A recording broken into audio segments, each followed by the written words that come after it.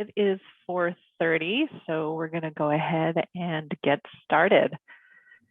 So welcome everyone. It's great to see you all today. I'll go ahead and call to order the August 31st School Directors Meeting, and we will start with the Pledge of Allegiance. So if you'll please join me. Hold on just a second. I got to get the flag up. Okay. I've been doing too many things.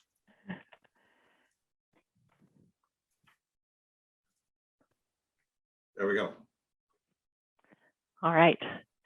So I pledge allegiance to the flag of the United States of America and to the republic for which it stands, one nation under God, indivisible, with liberty and justice for all. All right. Thank you very much. All right. So have board members had an opportunity to look over the agenda? Are there any questions, comments? We have one change item, and Brenda, correct me if I'm wrong, 6.05. I'm going by memory there. That is correct. All right, that particular item is not ready. So under the consent agenda, we would be striking item 6.05 and holding that for a later meeting. Other than that, there are no other changes I know of.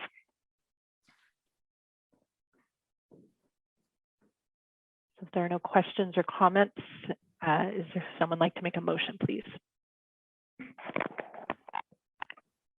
I neglected to print out a new one, so I will, I'm still working off the one from last week, but I can make a motion to adopt the agenda minus 6.05. I will second that. It's been moved and seconded to adopt the agenda. Is there any further discussion? Hearing none, all those in favor say aye. Aye. Aye. Any opposed? All right, hearing none, the agenda is adopted. All right, so moving on to item 3 on our agenda, which is community comments. I'll go ahead and read our community comment statement. As a part of the regular school board meeting, the board invites community members to make public comments in person or by phone as conditions allowed by calling the phone number and entering the meeting ID as published on our website. Our public comment procedure allows each person 3 minutes to speak, and comments will be heard during the community comment period as listed on the agenda.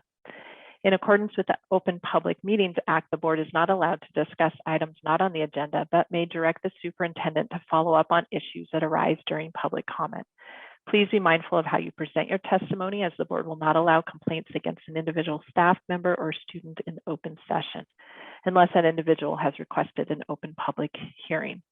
Please follow the public comment procedure by stating your name when recognized by the board chair. All right, so Bob, can you explain how to raise your hand and be recognized? Good afternoon to anybody who's wishing to call in and join. From the phone system, you would press *9 on your phone system, and that would indicate to myself that you wish to make a comment. If there are multiple people that comment, you will be called by the last 4 of your phone number and told to please make your comment, at which point *6 will unmute you.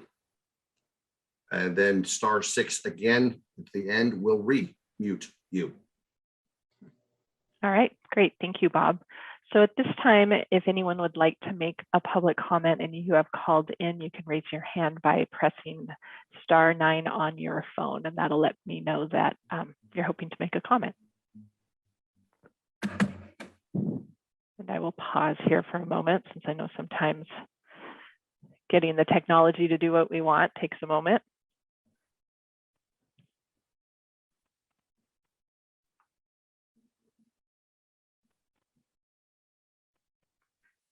All right, so I'm not seeing anyone raising their hand. All right, well, I'm not seeing anyone who would like to make a public comment. Oh, there's one. Excellent, thank you. So last 4 digits, 1893. To unmute yourself, you'll need to press *6. And when you are ready to make your comment, please state your name, and then you'll have 3 minutes to address the board.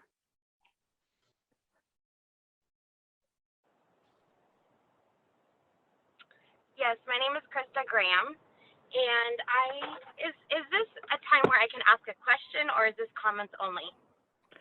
You can ask a question, but if it's an item that's not on the agenda, then the board isn't allowed to respond to it. So, but we could have it directed for follow-up. So you're perfectly welcome to ask a question. We just may not be able to answer it in this particular session. Okay, my question is in regards to the sex education program and or the curriculum. Is that going to be shown to a parent before it is going to be taught to our children? Excellent. All right. Like I said, that's not an item that's on our agenda, but we will have someone follow up with you. I can see we have your phone number, and Ms. Graham, we have your name. So we'll make sure we have someone get in touch with you. Would that be acceptable? Yes, and I just wanted to make a comment as far as that goes. I think that is an opt-out option, and I think that it should be considered to be an opt-in option. All right. Thank you very much. Thank you. All right. Excellent. Is there anyone else who is hoping to make, all right, well, I see we have someone else who is wishing to make a comment. So last 4 digits of the phone number is 2698. As a reminder, to unmute yourself, you'll need to press *6, and then please state your name before making your comment, and you'll have 3 minutes.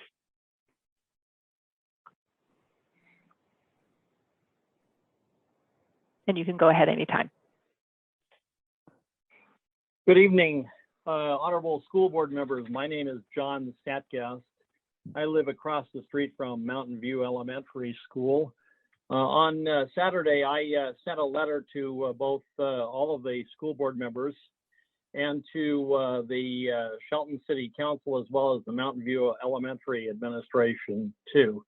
The reason my letter is that my wife and I are very concerned about the traffic flow on East K Street when school begins to get underway and when they dismiss as well. And it's been a long-standing concern of ours, and I haven't said anything because the last year or so there hasn't been school across the street where we are, because nobody's been in the classrooms. But this weekend it sort of reminded me, as Mountain View was holding its open house, that the traffic that lines up along K Street here will line up across along next to the old Mountain View Elementary School, taking that entire lane of traffic. And what happens is that line then forms where people are just sitting there for a while, and other people who are trying to get through traffic in that then begin to go into the opposite lane, which is the oncoming lane, to pass. And we've seen this over and over, where traffic is trying to get past. And my concern is that we live on the corner of K and King Street, and there is several years ago they took out the crosswalk there, but I see parents and children trying to cross that crosswalk a lot. And our concern is that there's going to be a child that goes across there where there's no crosswalk now, where there was at King Street, and we're going to see somebody that's trying to race past the holding traffic there, and we're going to have a tragedy. And thank God we haven't seen that yet. I don't want to see that. That's out in front of my home. And so I sent a letter to all of you, and I know I only have 3 minutes, and I don't want to take your time up because I'm not on the agenda here.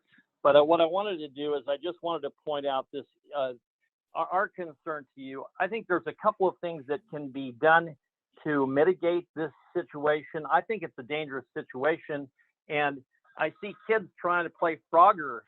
If you know the old game Frogger, where you're dodging traffic back and forth across, I see kids doing that as well. And so I I think that if we were able to put a pedestrian safety crossing back at King Street, I think that would help. And I also think that if we were able to get a traffic lane there next to Mountain View, where it would be off the street or adjacent to the street, I think that would be helpful as well. If you have a chance, please do look at my letter, and I will close from here, and I'll just say thank you for looking into this. I appreciate it very much. All right, well, thank you very much. We did receive your email, so we appreciate that. And thank you for your comment this evening. All right, is anyone else wanting to make a public comment? Okay, I am not seeing anyone else with their hands raised, so we will go ahead and move on to item 4, which is the public hearing on the proposed 2021-2022 school district budget. So this is the budget for the upcoming school year. I will go ahead and open the hearing at this point. This is an opportunity for the community and public to comment on the budget.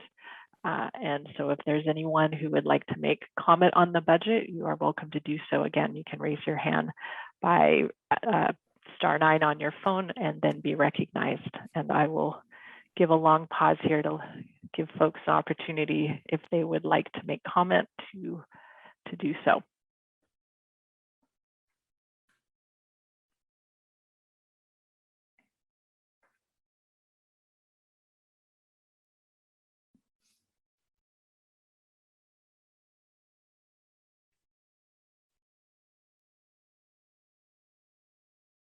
All right, so I'm not seeing anyone wanting to make comment on the budget. We'll give another few seconds here before we go ahead and close our public hearing. All right, so I'm going to go ahead and declare the public hearing on the 21-22 school year budget closed, and we'll move on to item reports and recognition, and item 5.01, which is the presentation of the proposed 2021-22 school district budget with Brenda. Good evening, President Carr and school board members. I'm going to share a document here as we start going through the proposed budget. As you know, today is the last day to adopt the budget for the next year. So I'm hoping we do that this evening. We have 6 funds here in Shelton School District that are run by the Accounting Manual for School Districts from Washington State. That document is written by the Office of Superintendent of Public Instruction and the State Auditor's Office, so it gives all your compliance in there. This budget has also cleared the edits from Educational Service District 113 and OSBI at this time for compliance and reasonable budgetary numbers. So we've made it through all those clearances at this time, so we're ready to adopt. The funds we have in Shelton School District are the General Fund, Capital Projects Fund, Associated Student Body Fund, our Debt Service Fund, Transportation Vehicle Fund, and we also have a Private Purpose Trust Fund for scholarships. That fund we do not have to do a budget for the accounting manual. So I will go through each one of our budgets with you. I can get this thing to move here. So, okay. There we go. Okay. So the first one I'll go through is General Fund. We are choosing to budget conservatively again our enrollment at 4,125 full-time equivalent students. Last year during the pandemic, when we were in the hybrid model, we ended up at 4,155.76 FTE, slightly above what we had budgeted. At this point in time, we're anticipating to come in a little higher than that based on numbers we're seeing right now, but until we see the whites of their eyes, we won't know for sure until we do the count. So in the budget, the estimated beginning fund balance starting tomorrow, September 1st, is $3,750,000. We have budgeted our revenue at $74,506,513. and expenditures at 74 million, sorry, million, I'm dealing with millions here, $74,477,700. What you're seeing in the increase in revenue and expenditures is the ESSER money in this budget, because we needed to at least put part of that in this budget so we had capacity. Our projected ending fund balance is a little bit higher as of August 31st of 2022 at $3,778,813. That comes out to be 5.07% of our expenditures that we are budgeting. We do have a board policy with a goal of 9%. So we're trying to creep up a little here to aim towards that. So here I have a slide breaking it out by the funding source for our revenue. As you will see, our biggest piece of the pie is our state funding, which is the general apportionment that comes in from the state. And that is based on our enrollment. And then we also receive the local effort assistance in that category, which is the levy equalization for districts that don't have the high tax base. So we get a supplement from the state if we pass our levies. So you have to pass the levy to get that. Over here you have state special purpose. In there is your special education pot of money, your learning assistant program grant, our funding for the detention center here, transitional bilingual, highly capable, our transportation funding also comes in that area. Federal, we are almost as big as the state special here at 15.49%. That is up in this budget due to the ESSER funding also. The child nutrition program is federally funded. It comes in through there. We have Indian education grant, the limited English grant, migrant. We get some federal forest dollars in that category, and the ESSER money again. So then in the other, which is 2.5%, a small piece of the puzzle here is our co-ops. So we run the special ed co-op, the transportation co-op, and we supply Southside with food, so that comes in there. And all of our non-high participation dollars come into that category. The next one is your local taxes. And of course, that is our levy that we run every 3 years. And then we get a little bit of timber excise tax in that, which isn't very much. So that's just a small piece. And then the smallest piece is our donation category, any investments we receive off of our investments that we do with the county. And then any sale of goods, which are like if students buy PE uniforms, that type of thing, that goes into there. So we'll move on to the general fund expenditures. So I have this split out several ways in here with our dissection of our account code system. So as you will see, our biggest piece here is our certificated salaries, classified salaries, and benefits. That makes up the majority of our budget. That's 83.1% this year. It is actually down a little bit from the prior year. We were 85.14 last year, so we're down a little bit in that category.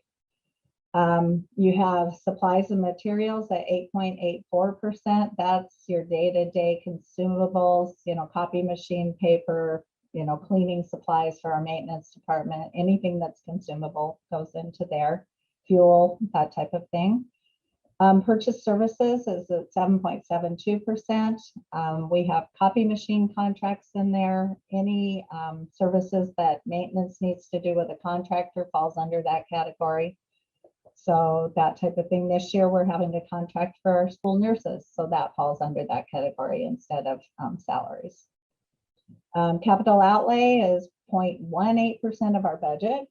That is anything that is over $5,000 for one item. So a computer doesn't fit into that, but one of our big servers could potentially fit into that category. And it has to be last longer than 1 year.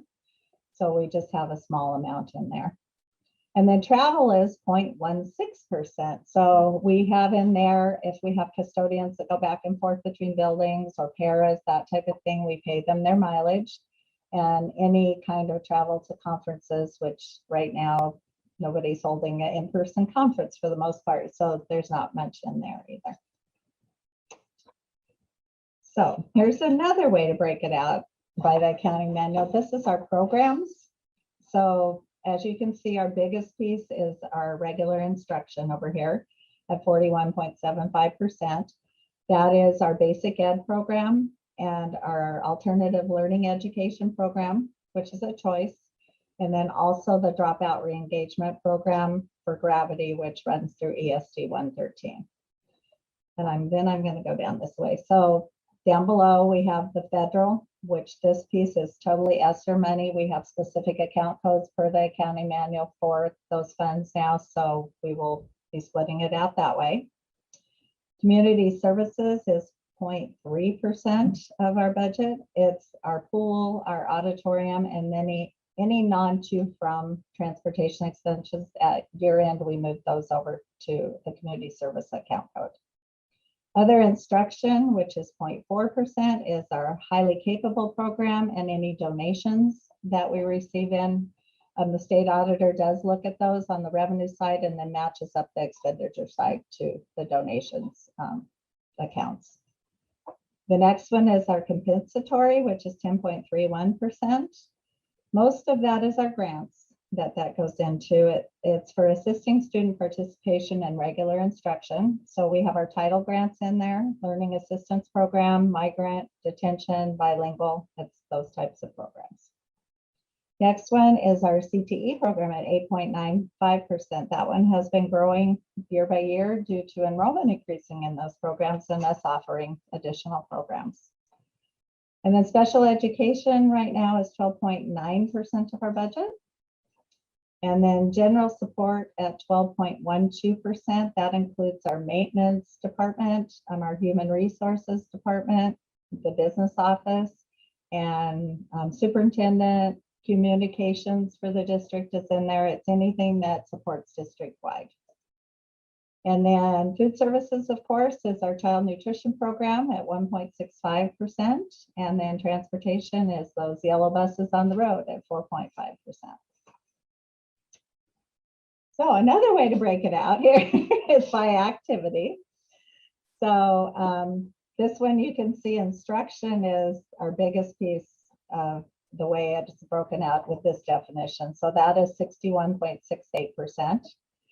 We'll go this way. Instructional support, which is your counselors, librarians, nurses, your med techs that are in each school are in there. Professional development is in there, and any instructional technology we have is put into that pot at 13.69%. Then you have food services at 2.91% of the budget. Pupil transportation at 4.79% of the budget. Maintenance and operations at 6.18% of the budget. Our utilities and our insurance coverage is 2.9%. Insurance went up a little bit this year because we have all the new buildings along with keeping the old Mountain View School. So that has created our square footage. So that went up a little bit. Our other services is 2.26%. That's pool, auditorium, and part of our technology. It's our network that serves district-wide, goes into that piece. Public activities is 0.23%. So that is just a piece of non-to transportation falls in there, and a little bit of facility rentals falls into that category. And then principal's office, of course, is the school's principal's office and their staff that run their office at 5.47%. And then central administration is the central office here downtown that supports the whole district at 2.26%. So that's all for general fund. So then capital projects fund, we're starting to spend all that money down. This can only be used for construction of buildings. So we have the estimated beginning fund balance tomorrow as $300,000. Our budgeted revenue is $2,507,189. That is strictly investment earnings, and then the payments from the non-high districts in support of the capital project up at the high school. Budgeted expenditures is for the Met and the beginning of the Met 2. So that is $2.2 million. And the ending fund balance as of August 2022, we're projecting to be $607,189. And then debt service fund is where we have the tax collection from the bonds we sold to do the capital projects. So our beginning fund balance is $2,623,043. Budgeted revenue is $6,132,499. And then the expenditures is $6,039,763. The expenditures, of course, is the payment twice a year on June 1st and December 1st to pay for the principal and interest of our bonds. And the ending fund balance as of August 2022 is $2,715,779. Next one is transportation vehicle fund. I just received a payment today for depreciation, so that was good, the once a year payment we received. So the beginning fund balance is $219,801. Revenue is depreciation and any investment earnings, and that's projected at $175,073. And then we're hoping to buy some buses. Right now, there's a long wait for them, so we're projecting $200,000 with an ending fund balance of $194,874. Associated student body is basically run by our students. The student councils at our secondary schools, it's Shelton High School, Cedar High School, Choice High School, and Olympic Middle School, and Oakland Bay Junior High. Actually, I've got additional ones now. So they do run these with guidance from administration, but their student council takes votes on how this money is spent and does the fundraising piece. So the beginning fund balance on that is $394,025. Budgeted revenue is $1,099,355. And expenditures are budgeted at $941,065 with an ending fund balance of $552,315. So that is all I have. Are there any questions about our budget?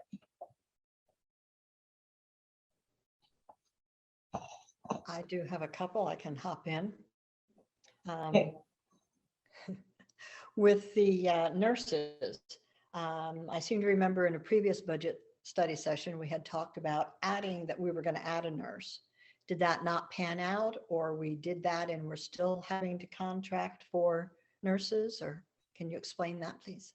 Yes, so we did post for nurses. We weren't able to hire any, so we will have 3 nurses though through contracted agencies is the plan for this year. Okay, and also with, it's good to see the CTE enrollment growing year by year. I've seen that through all the years I've been on the board. And even though we're budgeted at 4125 FTE, we're still a couple hundred short or below where we were before COVID levels, correct? That is correct. I actually have it here. We were at about 4426 when that hit in March of 2020. So 300 exactly. Yeah. And then my last question had to do with, well, 2 more questions, sorry. I seem to remember that there were going to be budgets submitted around curriculum. Can you give us an idea of how many we might anticipate needing to approve this year, or what subjects they might be? Marianne might, I don't know why, if you want to jump in. I don't have the actual subject, but we do have money budgeted for curriculum adoption. I believe it's only 1 for this year. So. Okay, all righty. All righty. And the last question wasn't necessarily a budget item, but you know, this is the first time we're coming back to school in this big, you know, return.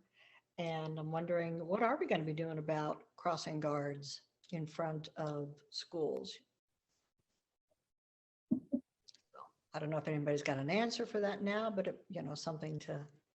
I was in a, thank you so much, Board Director Tar as well. I was going to take that up in my superintendent comments. But since you asked right here, I'll just kind of give a quick glance because I know Mr. Metcalf kindly showed up this evening to give his comment around this topic.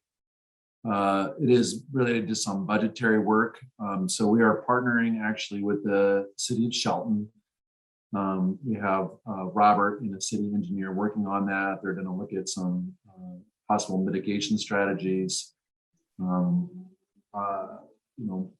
Mary, the principal out there, has done a tremendous job. She replied to him, had a lot of things that she had done.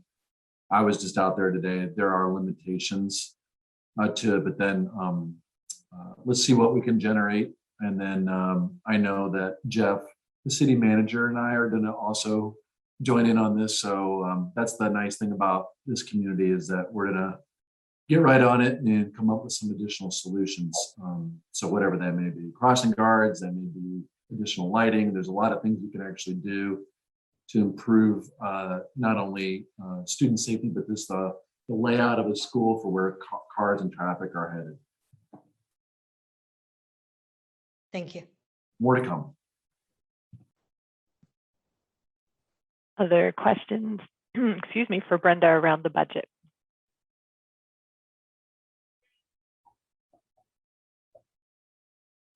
Brenda, maybe remind us how much out of that 74 plus $1 million, how much of that is coming out of ESSER this year? So we have a little over 7 million in ESSER 3. I didn't put that full amount in there because it can go till 2024. So I only put about 3 million in the budget for that one. I put all of ESSER 2, which you're gonna get me out. I got so many numbers in my head. I don't remember what it is right off the top of my head. I'm sorry. And then I don't have any of ESSER 1 in there because we have we're expending all of it by today, actually. So excellent. All right, so we still will have some ESSER funds going forward in yes. next year. And okay, excellent. Thank you. Other questions for Brenda? I guess I'm curious. I know we received some messages throughout the summertime too, just about technology upgrades and how we're looking with the Chromebooks that got turned in, and if everything is looking pretty good with that going forward. Yes, the tech department we actually brought on some student help support to put Chromebooks back in their carts and get them wired up. It was great. We were able to educate some of our own students on technology, and I have to commend the tech staff. They were great at supervising them and teaching them. So carts are looking really good. We do still have quite a few Chromebooks out. So Glenn actually reached out to principals this week to send out robocalls or communication to parents to get the kids to bring them back on their first day of school coming back. So we're hoping to get those back. We'll continue to try to get those back. We have purchased a lot of new ones. CTE bought a lot of new ones, so we got their hand-me-downs, which aren't very old. So that was great. So we've upgraded to newer Chromebooks all across the district. So yeah, that's great. Thank you for the update on that. My other question is just around transportation, and are bus routes looking good for the beginning of the school year? I hadn't seen anything that was saying that they weren't, so it looks like our things. we're okay to start school. I'm going to say that we are tight because as we run a co-op, we have our other districts also seeing a decline in bus drivers. So we're having to supply some substitutes out to them to get their routes up and running too. But as of right now, Holly assures me all those buses will be on the road tomorrow and every route is covered. So that's where we're going with it. So okay. We are training some new drivers right now also. Great. They're about 2 weeks out. So we're looking good for right now. So. Okay, thank you. That and ask, how many buses are we expecting in, hoping to order maybe in the new year? Probably 2 is what we're hoping to do. Holly and I have been having that discussion of what we need and what we want to do there. So we're hoping to get them ordered as soon as possible. So maybe we'll get them in this current year. So And they'll be full-size buses, I would imagine. probably this time around. We did, you had approved surplusing some buses quite some time ago before the pandemic, and we finally sold those all yesterday so we can get them out of the lot and make room for new ones. So Very nice. Thank you. All right. I think then we're ready to move on to item 5.02, which is more budget. So these are budget status reports for June and July of the current year, 2021. So Brenda. all right, I'm going to share my screen again. Okay, we're playing a little catch up here without having board meetings and stuff. But so just a reminder, this will be the last budget status you see until I close the books, which we're going to be starting on. So that is due mid-October, and then I will do the final budget status along with the financial statements for the district at that time. So I'm just going to go with the July balance. July in general fund, we were at $1,521,522.84. We are on track with our beginning fund balance with what I saw come in with August and that I invested today. So we're looking good. Capital project funds, our July balance is $382,892.19. Debt service fund, July balance is $2,596,859.27. Associated student body fund is $450,080.61. Transportation vehicle fund is $178,574.41. And then we have all of the private purpose trust funds, the Drake Scholarship, Mike Johnson Memorial, and Volk Memorial at $236,696.58. So are there any questions?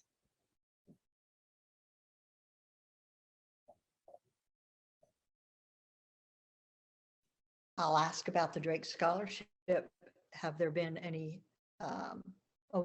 have people turned in for next month that were Drake Scholars? We actually made some payments with this month, so that will show in your August statement when I do the budget status for that. Okay, thank you.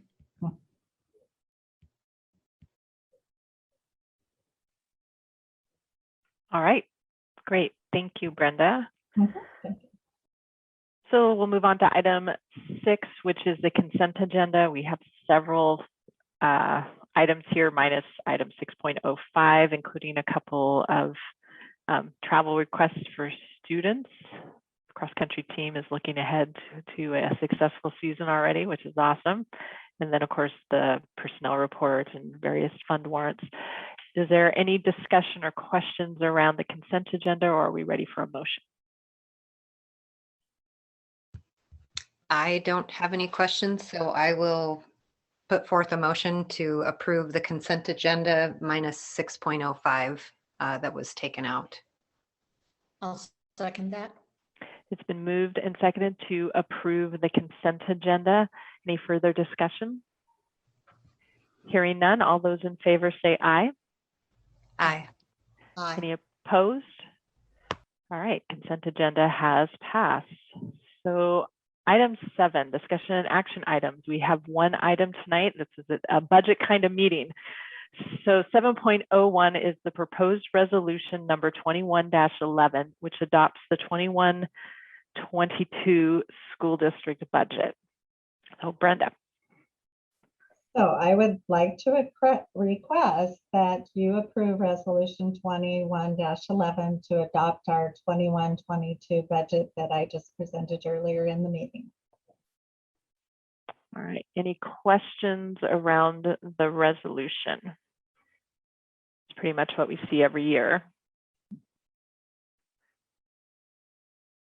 All right.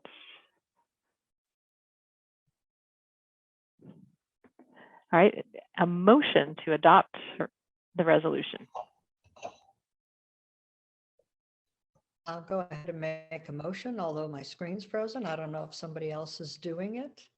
So I'll move that we approve Resolution 21-11, adopting the 2021-2022 school district budget.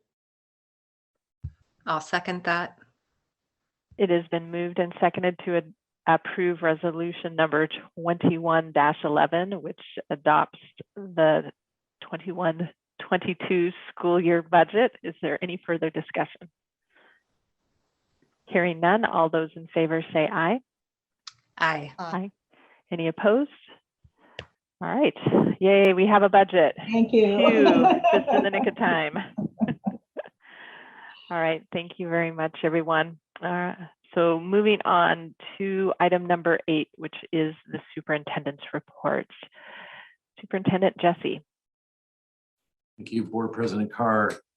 Wow, what a tremendous, exciting time. Kick off school tomorrow. That means students are walking through the doors of our 8 fabulous schools. I was able to get out into 6 of our 8 schools today. I directly met with the staff. Part of that was giving some specific pieces of information, made a request, and then also just about myself. Staff just got back. And so I just wanted to introduce myself, even under these conditions of the pandemic. A couple things that I just requested of staff was just around, follow the health and safety guidelines. They are mandates from the state, well documented. So we went over that, and then just trying to cut down transmission. Our goal is ultimately to keep in-person services all school year long. That's really going to be beneficial to our students. A lot of staff were I saw so many heads nod and commend the lift of online learning is really a significant challenge. It wasn't like they offer these courses left and right for their teacher prep program. And so people just love to be around the kids. They were just really excited. I also asked them about creating a safe and welcoming environment. It's the other side of the pandemic, it's the other side of where we're at, I think, as a society, is really about listening.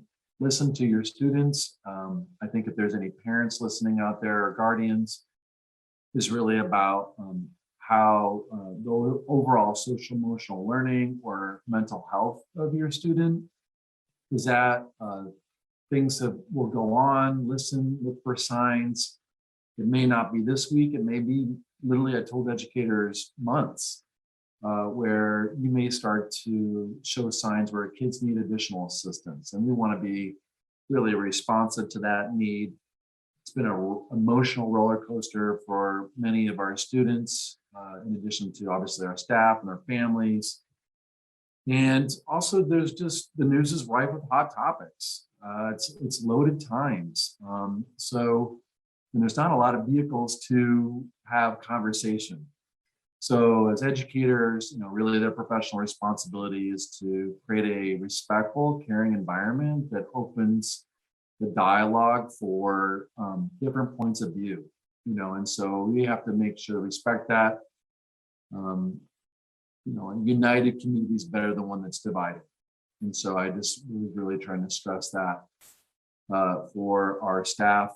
They owe that as their professions. We are a nonpartisan organization. So I just wanted to kind of just say, hey, we got the kids in front of us. Let's keep ourselves educating. And again, that's the beauty about education is there's always going to be things out there for discuss. There's always going to be needs, but let's support one another. Truly, I use the word love because I think that's really important. Because if we can start to love one another and care for one another, it makes a stronger community, not just today, but it's the things we do now that will impact the Shelton community for decades to come. I talked about the district goal. I talked about myself, but I'm not going to talk about that today, but I would share about the district goals. I think today is a really great time to announce those. Thank you so much for school board directors working together. Countless folks kind of gave direction to some things that we need to work on. One is our vision and our goal of 100% graduation comes to an end for 20 to 22. So that's this school year. Tremendous gains in that. And so what do we plan to do moving forward? So we'll be lifting off the development of a strategic plan for the Shelton School District. That's really exciting work. We'll put together a steering committee, and so that'll be representative of diverse stakeholder groups. Also around creating a district plan around ELL services, pre-K through 12. I think I had a couple staff to stand up and clap their hands. There was a lot of excitement around that.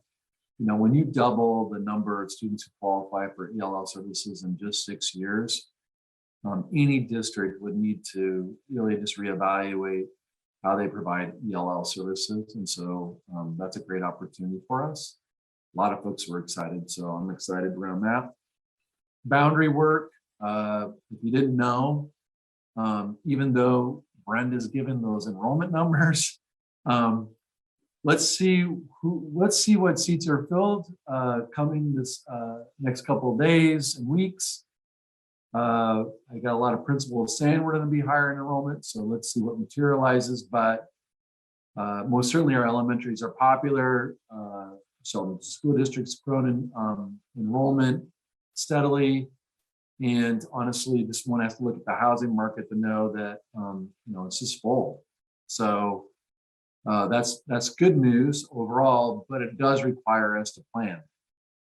The growth that a lot of communities face in the Puget Sound area, you can tell the communities that plan for it, or it just happens to them. I won't name examples, but I'll just simply say the city and the county are really wanting to work together to think about how we can plan for future growth. And so we want to obviously be part of that conversation. And the last one is just around enrollment, staffing, and budgeting. Here it is, Brenda giving a presentation around budgeting, but also and having a conversation around enrollment. But ultimately what we want to do is try to move our hiring earlier in the season. Most districts try to do that in the early spring. We too would like to move to that particular time period instead of June, July, or even as one teacher quick clip today, August. So it's just not a good time to wait until then. I see Linda smiling as well. Let's get ahead of it because we just want to be up there. We want to go out there and recruit. We are reliant. We are a people organization. We want the top talented staff. We want to get them trained in time, building relationships with not only the staff, but our families. So that happens again by hiring them. So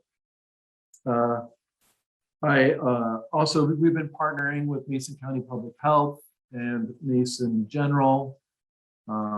We are going to have a session around COVID-19, a conversation also around the vaccine. We are not going to be showing that video to the students, the topics that are for us. We want to make sure we're educating folks, but our intent was never to try to, again, have loaded situations presented to students without a balanced discourse. So our job is to straddle that balance of giving information around public health and working with our public health partners, as well as making sure that, kind of like the question that came from Ms. Graham around sex ed and what's the information parents and guardians want to be part of that conversation, and we want to make sure that they're part of that too. So I will just jump right to that.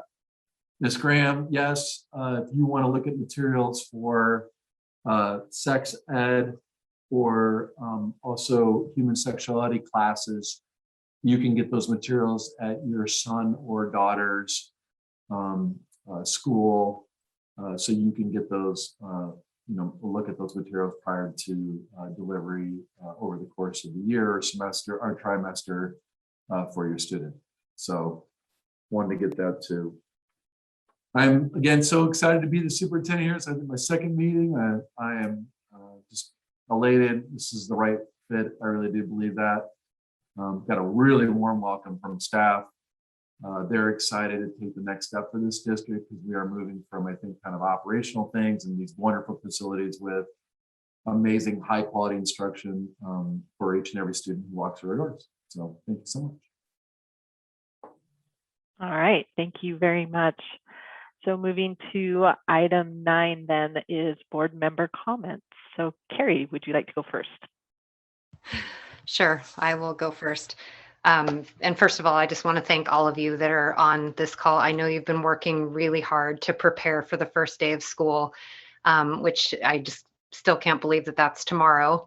I'm so excited for that. I was able to go with both of my daughters to OBJH to their open house last night, which they did, all outside. And, it's just so fun to see kids excited to see each other and teachers who were excited to see us there because some of the, they were like, it's nice to see you not on a screen. It just was, I'm very excited that we get to have this in-person opportunity, and I'm looking forward to a great year. If I'm sure that there are other kids out there that are like mine, that this is similar to any other year where they're nervous about where their classes are going to be. They're nervous if they've got friends in those classes and they're wondering what they're going to wear. But they, what the superintendent also mentioned is happening too, which is just a little uncertainty about going back to school full time, whether or not, after being hybrid or online, just how that's going to go. So there's some additional things that are going on this year. And I agree that we just have to come together as a community to support our students and our teachers and our staff while they go through all of this. And I also had an opportunity to talk to a good friend of mine who's been a teacher in the school district for nearly 20 years now. And she was also telling my daughter that she's excited to see students again, but that she too is nervous, just letting her know and being honest with her, I'm nervous about how this year is going to go too, because even though I've done this for 20 years, in some ways it feels like she's a brand new teacher because there's just not a reference point to the situation that we're all going through. And that's, I do want to stress that too, as a board member and as a parent, I want to be very supportive of our students and our staff and our teachers and our whole community, because we're all walking through this together. And we will definitely be getting through it much better if we do work together. So I'm excited. I'm hopeful for everybody for their first day tomorrow. And I'm excited for this year to go on. And I really hope that our children get to have a lot of experiences that they were not able to have, and just continue to build and grow as this year goes on. And that's it for me. Excellent. Thank you. Well said, Carrie. Sandy. All right. I also, have high hopes and high expectations for tomorrow. Wish everybody well. And I drove past OBJH earlier today and saw staff out there putting letters up on the marquee. So I know it's evident that people are out there working and getting everything prepared for tomorrow. Since the last board meeting in July, I attended, it was a Zoom with, it was a WASDA presentation, engaging in equity, having conversations with the community. It was a good session. They brought up a lot of good points that we can, work with. But one of the things they really stressed was getting your community input, in the variety of ways to connect with your community, in-person meetings, virtual meetings, and trying to get input from all sides, focusing on, you and me versus the problem rather than you versus me, or, one side versus the other, that we're all working against a problem, and that really struck home with me with, some of the difficult conversations are going to be coming our way. We saw a lot of passion in the community. Last week we had, questions tonight about sex ed. And of course, there's a lot of other topics coming up too that they're going to be, we're going to want to work with the community, and we don't want our community to feel like it's us against them. It's all of us against a problem. And, we need to find a compromise and a solution to make those things work. You know, I don't think anybody anticipated a state of emergency that would last 18 months and still really no end in sight. You know, and if we have a divided community, we you know, run the risk of paying for it down the road. So, you know, it's to our advantage to get our community behind us and, you know, find some kind of a compromise that everybody can work with. So with that, I'll stop and just say, you know, we thank staff for all their work and look forward to hearing how tomorrow goes. Excellent. Thank you, Sandy. All right, so I just have a couple of things. Since my fellow board members have already so eloquently put what I was thinking along the lines of the first day of school, the first week of school, and the first month as we're going back to what feels like a new situation, even though we're going back to a new situation. So I wanted to take a moment just to say thank you to all the educators and staff. And when I say educators, I mean everybody, bus drivers, custodians. You all are part. You're all educators. You're in the building. You're touching students' lives every day. The last 18 months have, as we've said over and over, have been unprecedented, and you've done an amazing job. And you continue to do an amazing job. I know there's been a lot of heavy lifting to get us to the point to be ready to go back to school. So thank you very much for all of your work. It's noticed, it's appreciated. I know often educators sometimes don't always get the thanks that they deserve, but you all are amazing. And so thank you for what you continue to do and what you will continue to do this year, because of course there'll probably be some new challenges and some new things maybe we've never ever faced before that we'll have to figure out together. So thank you for that. The only other thing that I have tonight is we have received an application for the open board position, and we need to conduct an interview. I think I've heard back from most of you, so we'll set up a date here shortly. I need to get in touch with the candidate to see what works with them, and then we'll hold an open meeting followed by an executive session to make a decision on appointing that board member. I'm hoping to have that done before our next meeting. So hopefully first meeting in September, we will have a full board, which would be really lovely. We do have an exempt session tonight, so we will move into that. There will be possible action coming out of that.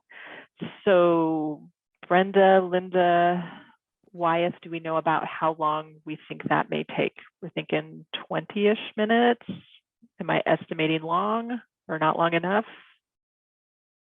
Let's say 15, and if we need more time, then we will decide on that. So we will move into that next, and then we will come out possible action and adjournment. So I thank everyone for joining us this afternoon for our board meeting at an unusual time. So thank you very much.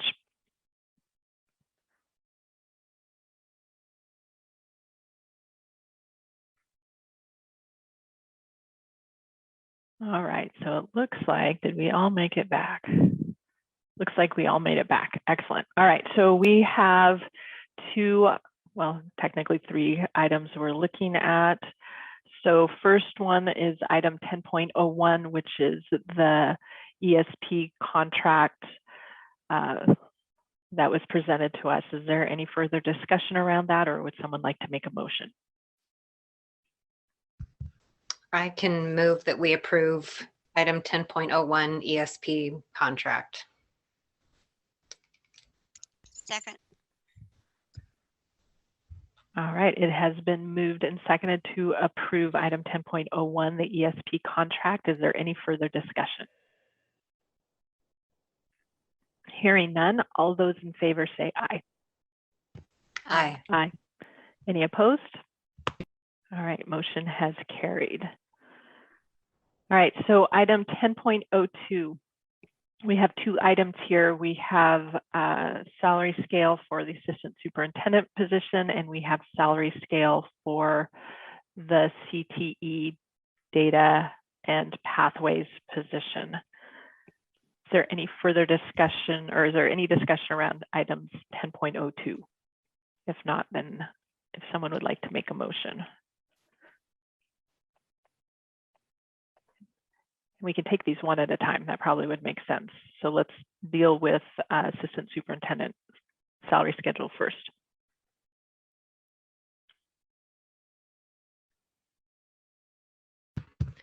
I'll move that we approve the Assistant Superintendent salary schedule, which is the first item under 10.02.